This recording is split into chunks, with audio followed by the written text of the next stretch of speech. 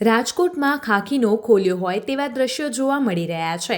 એક બાજુ crime branch લુખ્ખા તત્વો ડાંબા મેદાને ઉતરી છે ને બીજી બાજુ નબીરાઓ દ્વારા જાહેરમાં યુવાનોને માર મારતો વિડીયો વાયરલ કરે છે।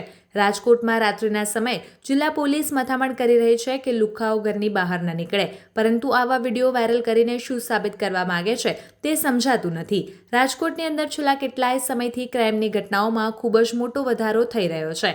આંકડાકીય માહિતી મુજબ ખૂબ મોટી વધી રહી છે। ખાકી વર્દીના આબરૂના ધજાગરા કરતા કેટલાક લુખ્ખા યુવાનોને માર મારતા વિડીયો સોશિયલ મીડિયામાં વહેતા કરે છે, પરંતુ ક્યાંક પોલીસને મોટી ચેલેન્જ આપતા આવા લોકો સામે ક્યારે કાર્યવાહી થશે ત્યારે તેની અંદર પોલીસનો ડર બેસે તેવા મોટા સવાલો ઉપસ્થિત થઈ રહ્યા છે।